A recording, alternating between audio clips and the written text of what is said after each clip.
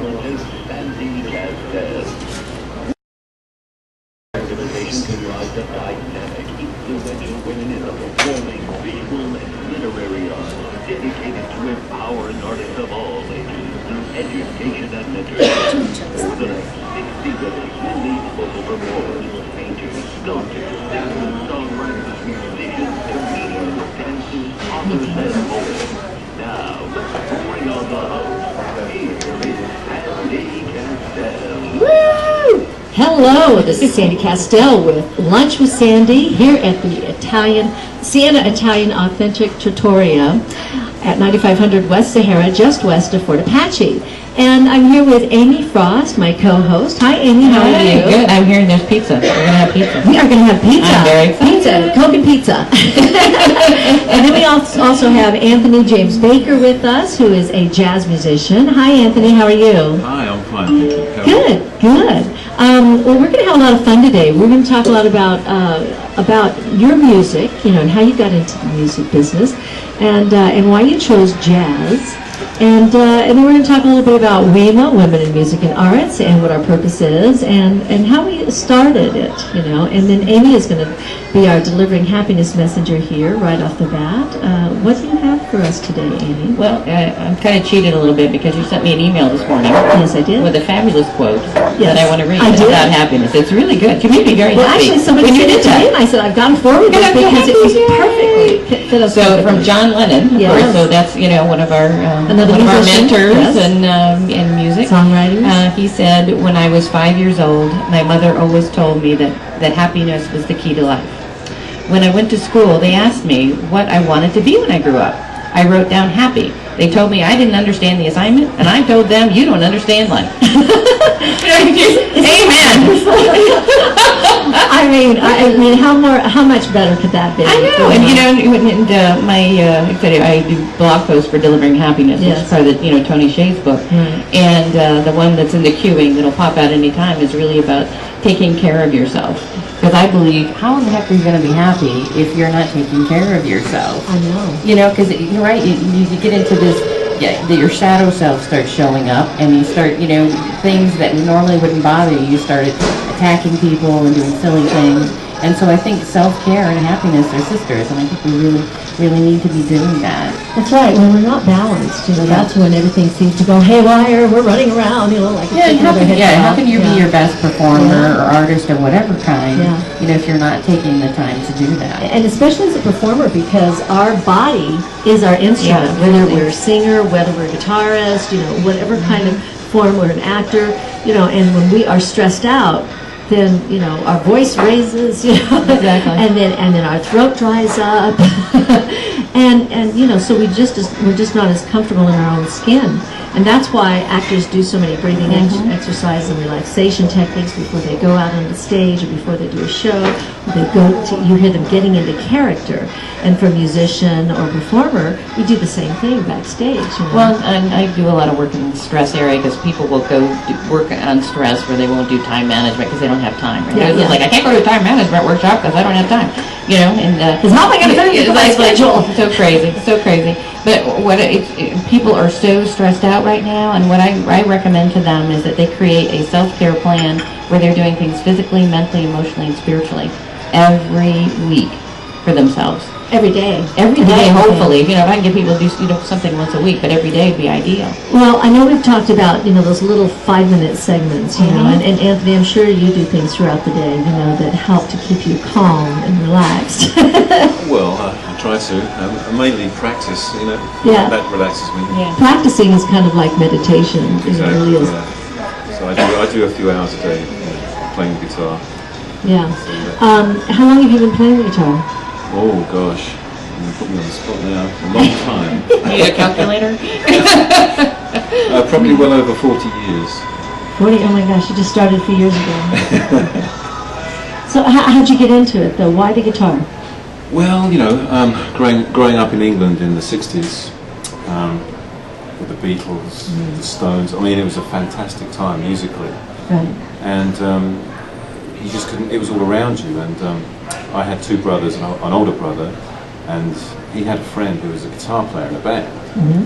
And you know, I was like 7 or 8 years old, and I used to go and see him practice. And I thought, wow, this is fantastic. You know, this guy with the guitar, so I want to do that. So he lent me his guitar when I was about 10, I guess. He gave me this old beaten up acoustic, and I learned to play it. And that was it, really. I was hooked. You know. So did you start out playing jazz though, or did you start out playing songs by the Beatles and the rock and roll bands? Oh yeah, it was all Beatles, rock and roll, yeah. blues. You know, exploring the music. What was it called? London, all the London guys. There was a term for all that. London, you know, the British invasion. That's right. For British invasion. They returned the favor, right? Yeah, came back at us. So what was the first song that you learned? I can remember it. Yeah? Yep. It was Spoonful by Cream. Oh. Eric Clapton was my hero. Yeah. And Jimi Hendrix and all those guys back in the day there. And then I kind of, as I got older and became a teenager, I was into the progressive rock and heavy stuff, you know, like Deep Purple, Black Sabbath and all that. And then I gradually got into, through meeting other people, I got into soul music. Because there's a big R&B thing in England. A lot of black artists came over in the 60s. They came over from the United States. Exactly, exactly. And I really got into all that American music. Yeah. And I got into Rufus, Chaka Khan, I love Chaka Earth, Wind and Khan. Fire. Yes. I was listening to her when I was traveling on the road singing. So now you've got a new album here, or actually this is not the latest album, but this one is called Anthony James Baker, Looking Ahead. Looking Ahead, yeah. So you said you wanted to play songs from this. Are there songs in here that reflect kind of that flavor of what you were learning when you were younger, with a little bit of soul in them? I guess, yeah, because there's a little bit of everything in there. The first track, She's So Precious, that's kind of funky. I'm a great believer in melody. You know, there's a lot of artists tend to be a bit self-indulgent, you know, when they're soloing, it's like, and people just, people in the audience, they're just kind of like, oh, well. You mean like straight ahead jazz? Yeah. I don't like straight ahead jazz. Yeah. I like melody, and I always try and put a melody, well, you know, being an instrumentalist, I have to play a melody. All right, so should we play She's So Precious then? Yeah, why not? All right, Let's start off with a little music here. Anthony James Baker and She's So Precious. So that would be track 1. I hope here. Whoops. Uh-oh. Just lost it. Wait. Oh, they moved. Oh, they moved on me. Wait. What did I do? Here we go. This is Anthony James Baker. Woo!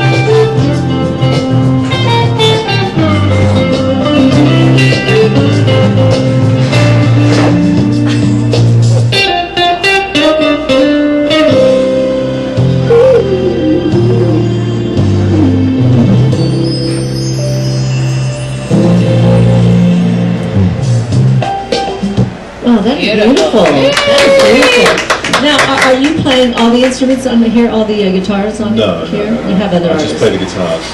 Okay. Yeah, that was produced by a couple of different people. That was Bobby Wells, wrote that tune, a friend of mine. Yeah, it says you had on bass Vernon Barbary, vocals. Bobby Wells, I didn't hear any vocals. There is at the end of the tune, there's a little bit of Oh, him go, ooh, ah, and all that. And then you said all of those songs by Bobby Wells. Yeah. Okay, and that was Anthony James Baker from his album Looking Ahead. And Amy, you said you Oh, I had mean, something it you was wanted to say. beautiful and just reflecting and listening. And I had a fun story came to my head.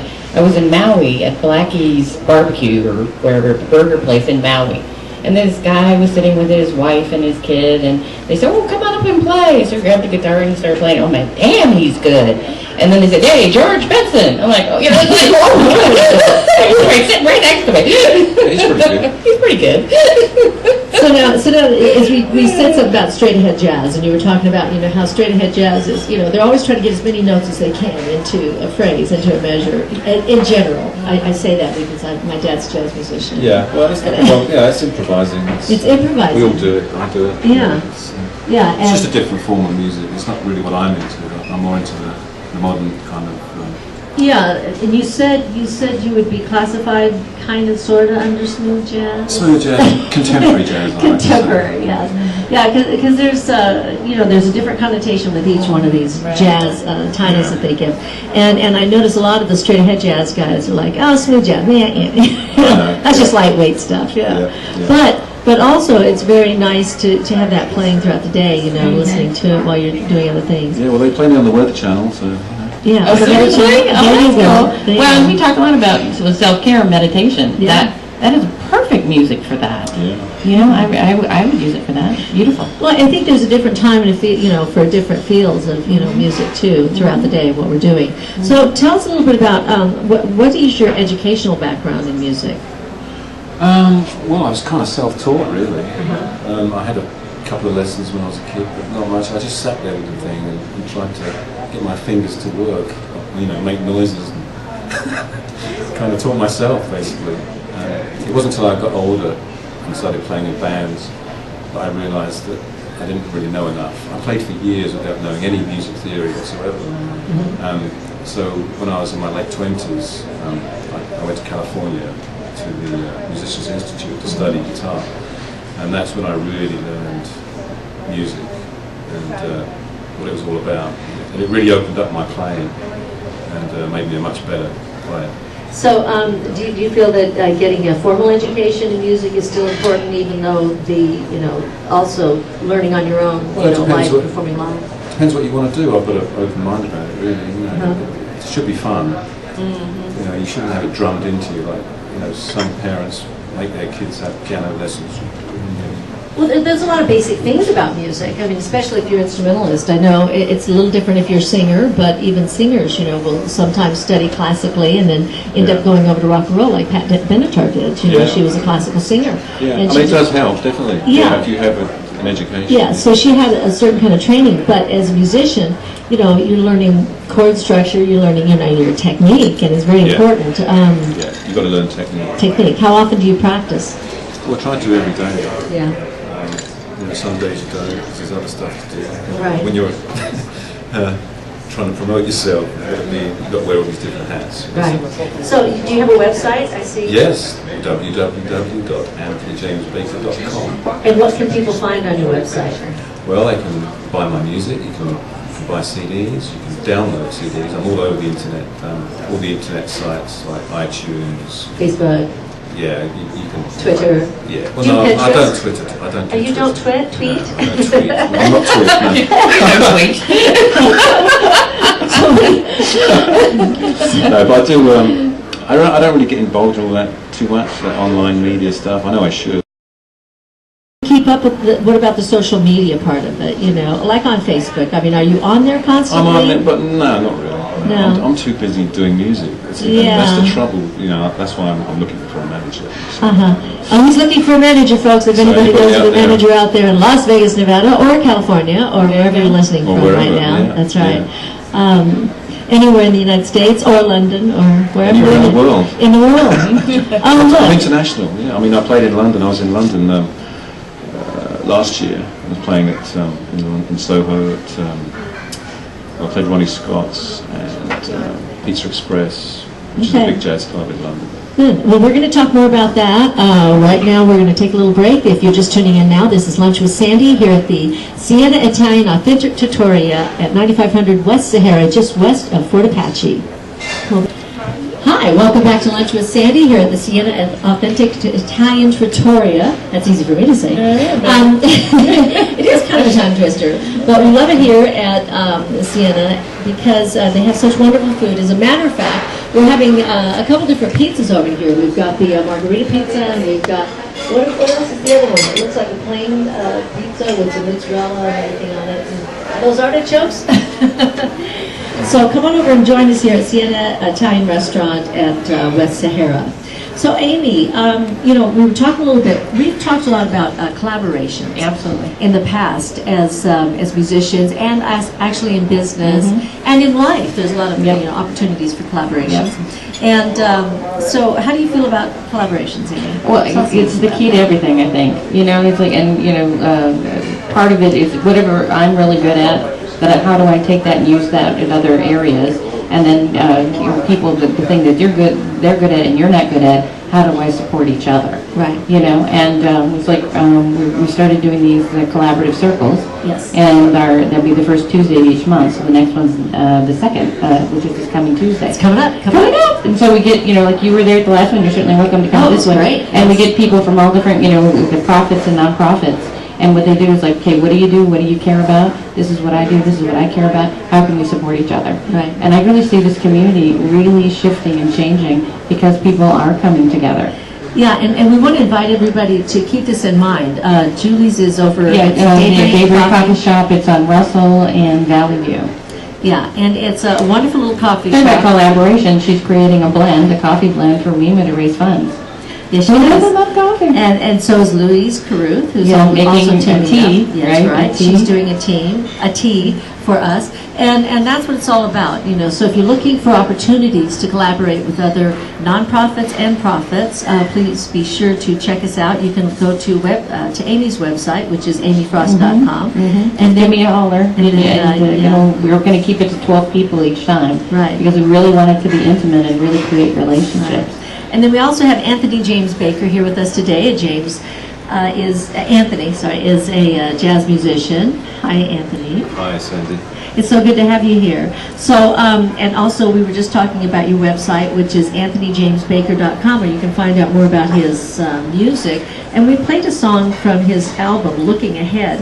He's brought 3 albums today. One is called Acoustic Window, and the other one is Anthony James Baker. Yeah, that's self-titled. That's my first one. That was your first one. And as you were saying, Acoustic Window is your newest album, but you said it's a little different than... Yeah, because it's all acoustic guitars. Oh, acoustic. No bands, no backing. It's just. Oh, we might have to play one of those later too. And then we have a new visitor, Paul DePata. How are you? Good. Okay, we got to get you right on this mic. Let's see if we can get you some more volume. Go ahead and say hello there again. Hello again. Hello there again. He follows instructions well. We like that in a man. Try that again. Testing. Testing. Hello? Okay, we're going to have you get right on that microphone. Okay, so tell us a little bit, Paul, about what you're doing. I have a flyer here called Fiddling at Mount Crest, Saturday, April the 6th, 10 to 5 p.m. It says, come down to our picnic area B located in the center of the park for some live bluegrass music. There's a free event for the whole family. Mount Crest Park is located at 4701 North Durango Drive, and that is area, let's see, it says call 455-1905 for more information. Now, is this a free event? Absolutely free. It's a free event.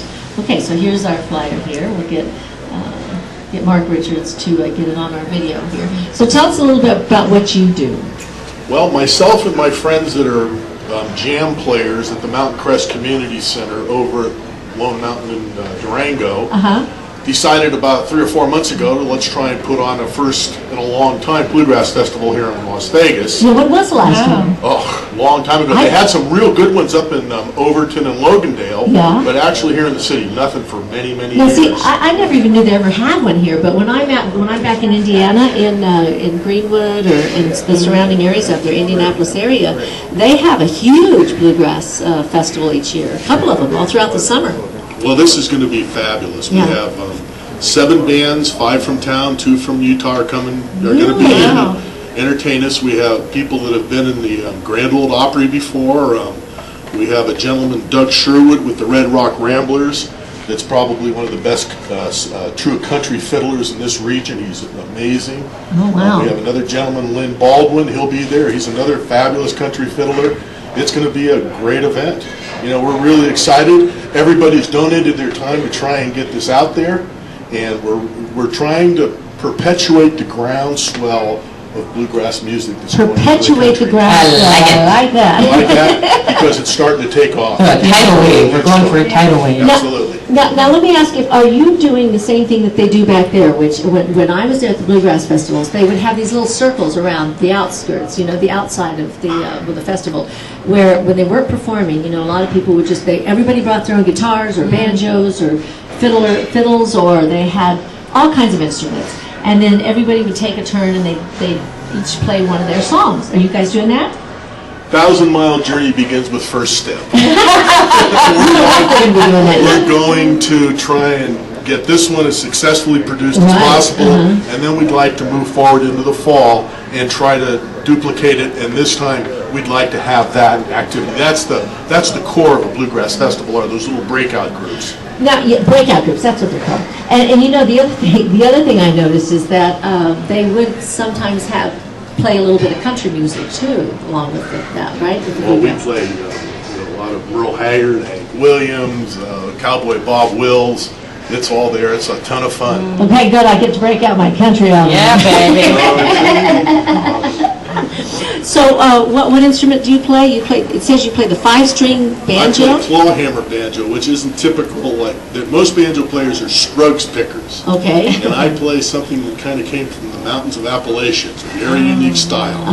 And it really lends itself well to fiddle music and this kind of music. Did you bring it with you today? No, What were you thinking?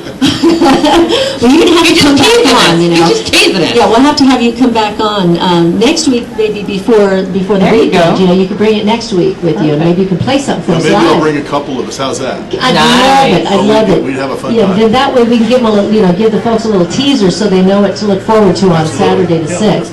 So, do you have a website for this? No, we don't. Okay, all right. So, This is on the county website right now, Okay. Clark County, and it's being run through the Mountain Crest Community Neighborhood Services Center. Okay. Richard Mueller is the director there. Kim Baker with Commissioner Larry Brown.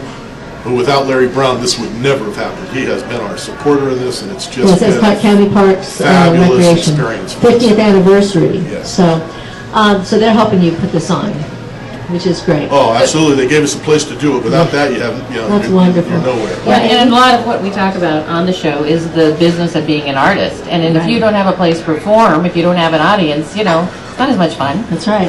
What we need is a place to plug in Yeah, and stand. that is That's so right. great. And That's that's right. like making your own breaks, right?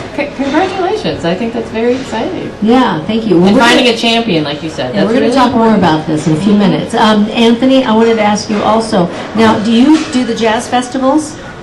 Well, Play jazz festivals? yes, I do. This summer I'm doing a few concerts over at Lake Las Vegas. Okay, The summer concert series. okay. I'm going to be playing there. I think I've got like 5 dates there this summer. Okay, The so first that's one's good. in May, I think. All right, So if you check my website, you can see the dates on there. All right, good. Well, Amy, I know, like we were talking, we're talking about collaboration. Yeah. Now, here's an opportunity. Here's the exact, Yeah. example of that. You're collaborating, for this thing, for this show that's going to be, going on, the Fiddlin' at Mount Crest Bluegrass Festival, and then obviously the jazz festivals are the same way. You've got a lot of different musicians that are coming together to perform in the jazz festivals. And they go on usually throughout the summer. Like you said, most of the festivals around the country, go on during the summer because that's when everybody's on vacation and they can, go see these shows. So, what, as far as your collaboratives, you're starting to do this new circles, these Yes. circles of women getting together Oh, and people. men, You love people, and people. people, of all women and kinds, men and men, people. getting together. Yep. And what is your goal for this? To put a face to different causes for one thing, and help people to see what they're able to do. Because like you say, you were in that room, these 12 people all found all kinds of great things that they could do together. And it causes more excitement, you know, because you feel like you're in a vacuum, don't you? You know, I'm working so hard to make life better for people in Vegas that it's like I just get worn out. But when you come together and you find ways, I can take that load off of you. I can find a way to help you. That makes things a lot more fun. It's so funny you talk about in April 13th, I don't know how many years it's been going on, but for many years, they have the Baker to Vegas run, where they have police teams from all over the country.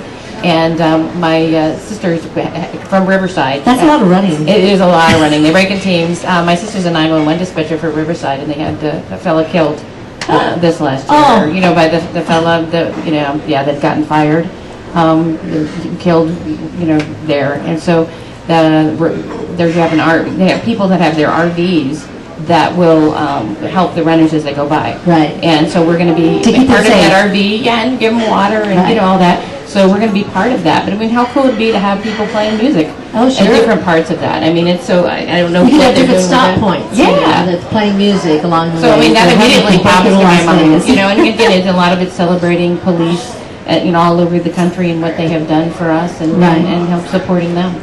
Well, that's great. And so we're going to be taking a little break here, but first I wanted to play a song from this collaboration that I did back in Nashville with Pat Coyle. Do you know Pat Coyle? He's a jazz pianist. No, I don't. And a lot of the guys back there. So this is one of the songs that we did. It's a standard called Might As Well Be Spring.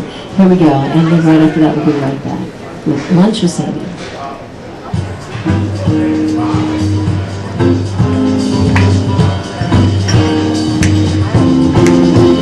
I'm as restless as a willow in a windstorm. So have some pizza.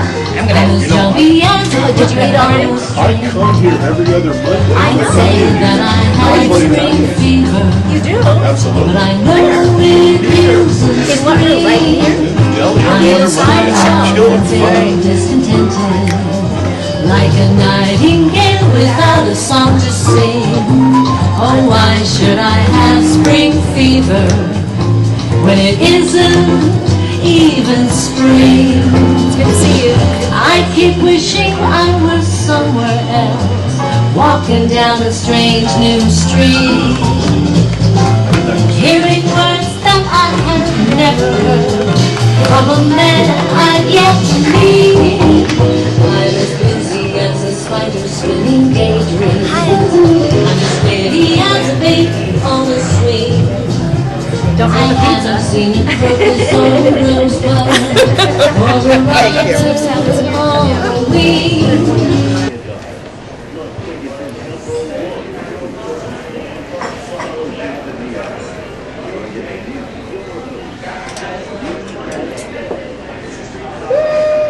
Hi, welcome back to Lunch with Sandy here at the Siena Authentic Trattoria at 9500 West Sahara, just west of Fort Apache. That was one of my songs from It Might As Well Be Spring that I recorded with Pat Coyle back in Nashville, Tennessee a couple years ago. And it's from a series of songs that I did that's called Jazz and Cocktails.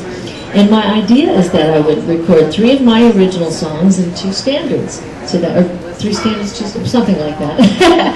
And I want to record with different musicians from different locations around the country. So that was my first set of 5 songs that I did. So hope you enjoyed it. So Paul, tell us a little bit more about how you got started when you were a kid playing. Well, my was a professional drummer his whole life. He drummed for Red Nichols and Guy Lombardo and all the San Francisco groups. And you know, my family was always into playing music. There was always a set of drums. My brother played drums. I played clarinet. And then as I got to be a young man, I started to enjoy banjo music and took it up. And like most people, took a sabbatical for about 20 years, and about 10 years ago I picked it up again. And here we are, you know. I mean, it's been just a fabulous time. I was introduced to a group of people here in town that jam all over the place. There's a group called the Nevada Old Time Fiddlers Association that's it's over in Henderson every other Wednesday. Fabulous group if you like that string band, old time type of music. There's a Tuesday night country old time jam in Henderson on Basic, and that's in the library down there. That's filled with fabulous old-time musicians and singers. Oh my gosh. There's a, let's see, the Nevada Old Time Fiddlers will meet Wednesday tonight. Tomorrow night, there's a group of us that meet over at the Mountain Crest Community Center where we'll be playing. There's up to 10, 12 people show there sometimes. I didn't realize we had so many fiddlers here in town. Oh, the Nevada Old Time Fiddlers Association is a great organization. Yeah. This is people that have played fiddles, some of them all their lives, some of them late in life, but it is real. And the kind of instrument that I play, the old-time banjo, is like a hand in a glove with it. It's really a lot of fun. I've had a lot of fun playing. My mom played a little banjo. She had one, yeah, and she loved it. You know. Really? Yeah. Yeah. It's coming back. I mean, what Mark Twain said, the reason they had the first depression is because people quit playing the banjo. You know, I think they're He's right, and the economy's coming back, and here comes the banjo, so what do you know? Oh, that's. Well, it is feel-good music, you know. You kind of have to get up on your feet, you know. You will tap your toe. Yeah, to tap your toes. So, Anthony, tell us a little bit more about how you write your songs. I mean, do you sit and just all of a sudden get an idea? Do you get together with friends? How do you do? What is the writing process for you? Yeah, both of those. Yeah. Both of those. All of the above. Yeah. I mean, it's a laborious process. I find it difficult. Sometimes it can take me years to write a song. Other times it'll come to me in 5 minutes. That's just the way it is. You just have to sort of persevere. Do you ever collaborate with lyricists? No, because I do instrumental music. So you really like doing instrumental music? You really like interested I in do. doing Yeah, I'm a big fan of instrumental music, and that's what I do. So I like melody. I try and come up with melodies. Well, I'd like to play another song here from your album. So let's see, which track do you suggest? Try What If. That's a nice one. What if what? What If. Okay, so that's track number 3. Here we've got What If by Anthony James Baker.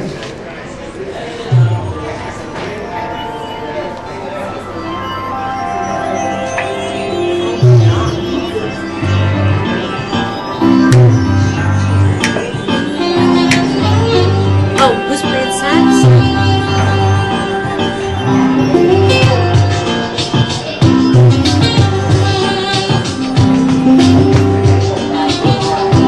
Mel Brown? Is he playing all those? Is that Mel Brown playing? Oh, well, it does. Oh, I see. All these, playing all of these is different. So this one's got that little, that bass, you know where they do this. I look at like Jimmy Hassel.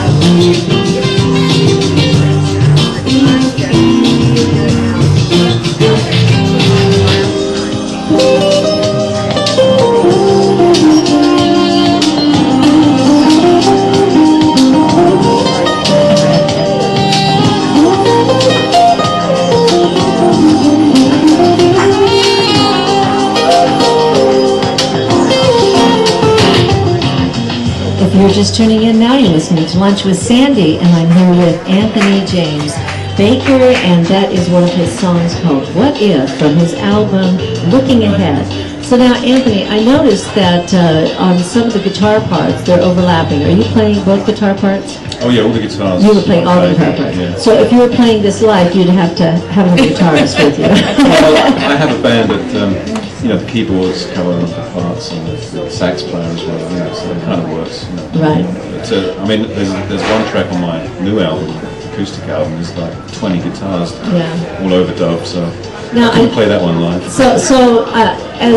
I don't know how many people out there that know this, but there's different guitar sounds that you create when you're on a guitar. Now, also, it has to do a lot with the make of the guitar as to how it sounds, and also what type of guitar it is, whether it's an acoustic guitar, electric guitar, or a classical guitar. Yeah. So tell us a little bit about that.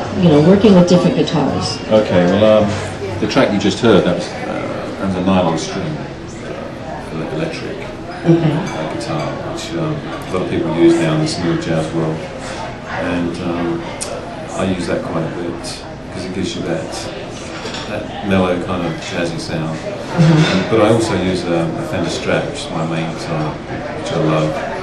That's for more rocky stuff, and that's used more in sort of R&B type of stuff.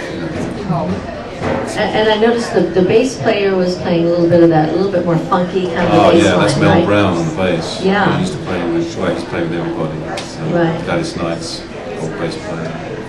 Yeah, it's kind of that snappy kind of Yeah, he's a thing great on player. that. Right. And then the saxophone player is Darren Ron. Is that how you Darren pronounce Ron, it? he's Darren Ron. a big smooth jazz producer, an artist in his own right. Yeah, it's very cool, very cool. So what is your favorite part about writing songs and getting them recorded? Well, writing them, I find it hard. Like I said earlier, it's it doesn't come easily to me, so kind of have to mull over Do you it. hear it in your head? Yeah, Yeah. hear it in my head and just come up with an idea or melody. So actually putting it all together is the hard part. Okay. So it does help to collaborate with other people, bounce off ideas and stuff. So do you play the songs with somebody else as you're writing them to kind of get the feedback off of on them? No, usually I just do it all myself So and present it To the to a musician. producer, Or to a producer, okay. mainly. Yeah. To the musicians, I just say, well, you do this, you do that. or they put their input in as well. So it's kind of it's a creative process, So, but mostly I do it myself, and I come up with an idea, and I go to the producer and say, look, here's my idea, make it sound good. Do you give the musicians just basic chord charts of the thing, or do you write out particular lines that you want them to play? Both, Both. lines and Yeah. charts. Yeah. So the reason I ask that is because a lot of players work differently. My dad is is a jazz musician. He works in a lot of big bands. Okay, and even the solos in a big band, usually the solos are written out. Yes. And I remember even oh my gosh, I can't remember who it was. Was it Dizzy Gillespie or somebody? Who was it that the first? Oh, Miles. I remember when Miles sat in with somebody. Who was it? Was it Count Basie or was it? Whoever he sat in with, because usually they write out the parts, for the solo, but in that case, they let Miles come in. Well, I let everybody improvise in my band. Yeah, That's okay. what it's all about. So you give them something to start with, and you let them You have the main improvise. structure of the song, you have the melody, and then everybody takes a solo and off they go, which is like jazz. It is jazz. Yeah. Right. And in bluegrass, what's the case there, Paul? Well, bluegrass is very fundamental music. I mean, bluegrass is an extension of the music that came across the ocean with our forefathers. And it's kind of a composite of maybe Northern European, Irish, Welsh, English, and some African influences. Yeah. So there's not a lot of the old music was never written down. Right. I mean, number one, they didn't read or write. They probably didn't have a pencil. So it was passed down through the years. My mother sang a song that my grandmother sang to her, and I've been reading about this song. It's called "Polly Put the Kettle On." Maybe we've all heard Polly it. Put the Kettle On. Well, that has roots from the mid 1700s, and I'm sure that song was never written down for my family. It's just come through the ages, and it's an amazing form of music. Well, you guys use the number system. The Nashville numbering system, Nashville for number, sure. yeah. That's the fundamental of all bluegrass. Right, and I think that was because, like you said, they didn't write out the music, the charts like my dad, maybe you were familiar with, where we write, a C minor 7 chord. Well, they might still say that, but they'll do a 2, 1, 4, 5. Yeah, 1, 4, 5, but then they'll do the 7 up there, Once in a while, sure. They'll do, a 5, 7 chord or a 5 minor 7 chord, right. I listen to this gentleman's music, and it's almost the antithesis of what we're doing. However, if you know what I'm saying, it's just unbelievably complex and melodic, where ours is pretty, again, fundamental. Yeah. It fills a lot of volume with a lot of good sound. I got the chance when I was back in Indiana, actually, when they had the bluegrass guys there. Somebody in my husband's family's sister's husband's family, whatever, is a big bluegrass guy, and I couldn't tell him, but they're brothers, and I can't remember the name now. But he was there, and so they had his wife played the bass, and then he was playing the guitar, and then he gave me a what's the little one? Mandolin. The mandolin. He gave me a little mandolin. Of course, she showed me some things on the bass, and then I did some on the guitar. So they showed me some basic chords, and I was learning the guitar at the time, and but they just kind of throw you in there, If you're around them, I came with the guitar to the Bluegrass Festival, and like I said, I was learning and just learning basic chords and learning how to strum and all this. And they said, "Well, what do you get? Come on, take that little thing out of there, little girl." It's like they talk to you like that. And I said, "Yeah, but I'm just a beginner." And they said, "That's okay. How else are you going to learn?" So I took my guitar out, and then they showed me how to go real simply from a C to a G, which is not necessarily doing the regular C chord. It's doing it, like we take the G chord, and then you just come down to a C minor. It's a C7 chord or something like that. You start going from G7 to a C7. And so it's simple. It's not like doing the jazz chords, like my dad shows me, gave me the list of all the jazz chords. Oh, yeah. And they're very complicated. I keep away from those. I let the band play the chords. Yeah. And then, of course, when I write, I happen to like the 7 chords and the 13 chords and the 11 chords because I hear it. I don't know, and then I try to play it on guitar, forget it, but I can play it on the piano. Yeah. But I don't know it going in. I'm just finding the sound that I like, And then now I'm trying to learn all of it. That's what the Beatles did. Backwards. Yeah. They didn't know anything about music theory. They just played what they liked, what they heard. Yeah. So it really goes back to, what touches the heart, too. And if somebody can sing along or play along with your song. It's like, Paul, how long have you been in Vegas, or what brought you here? I've been in Las Vegas for 33 years. Okay, and so you said you kind of went away from the music and then you came back to it? 20-year I hiatus. had a career. I had a business here in Las Vegas, and I retired. My kids have taken it over about 3 or 4 years ago. Okay. And I filled that 14-hour day with music. Good for you. It seems like there's a really huge community here. Well, I wanted to mention this one lady's name. Her name is Vera Van Wilson, and Vera is kind of the matriarch of bluegrass music in Southern Nevada. Okay. Vera, as a young lady, played in the Grand Ole Opry. Vera was in the 50s and 60s folk scene in Boston. She has seen it all. And she brings these groups together and trains them how to play together. Is an amazing person. Wow. She's a Scruggs picker. She won the overall picker at the Death Valley 49er encampment this year. It's a very prestigious award. So tell us, so what is the difference between the Scruggs version and the other version? What did you say it was? Scruggs picking is a very melodic.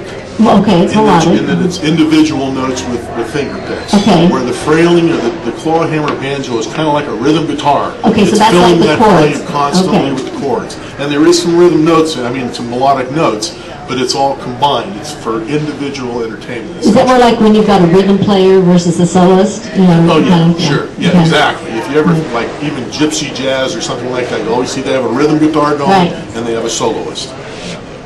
Very similar. Very similar. So I really want to play something from this really acoustic Okay. one. Can I? May Sure, I? sure. May I? Yeah. Wait, I have to take out that other. Take out the other one. So tell us a little bit about this project, how you put this together. Well, that was when I was back in England. Okay. A few years ago, I decided to do a little acoustic thing. Okay. So I wanted to make just an unplugged album of my tunes. Uh-huh. And I got together with a friend of mine in England who's another guitarist, Nigel Harper, and we just started playing together, and it kind of gelled, you know. So we went out and did a few gigs, and decided to record the tunes. And this is what evolved.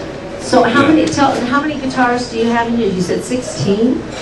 Oh no, Oh. I was just talking about one song there Oh, one song. that I just did on my own. Oh, okay. So you're over playing 16 double- different parts. Yeah, just And they're all guitar. multi-tracking. Which one guitar. is that? That's called Piece of Cake. Piece of Cake? Yeah. So is that's that that's one kind of you a want- funky thing. Do you want to play that one, or do you want to play something else with some Well, musicians? Big World. Try that one. That's more of a that's got a Latin influence. Okay, let's play Big World by Anthony James Baker. Here we go.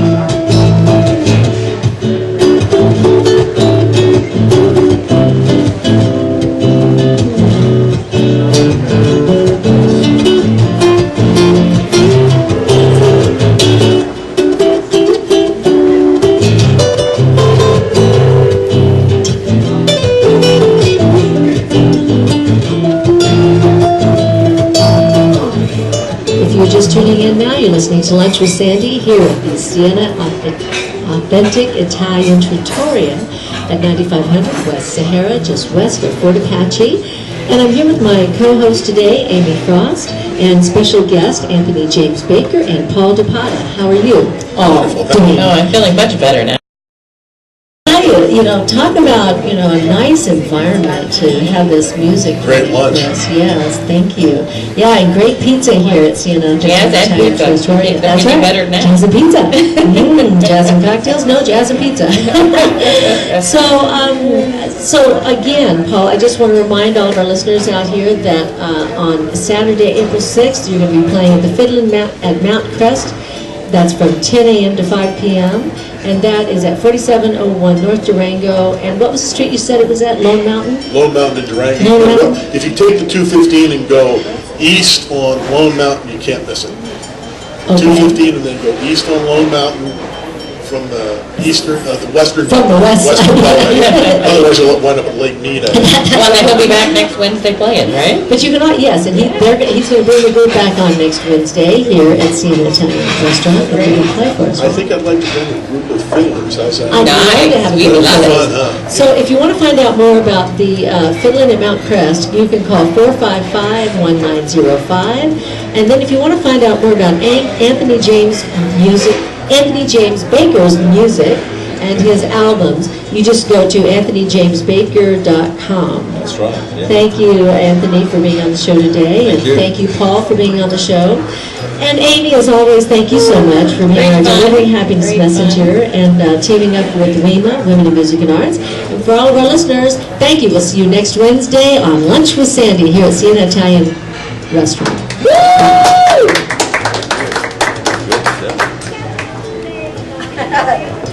I just keep wanting to talk. Yeah, we've been an hour.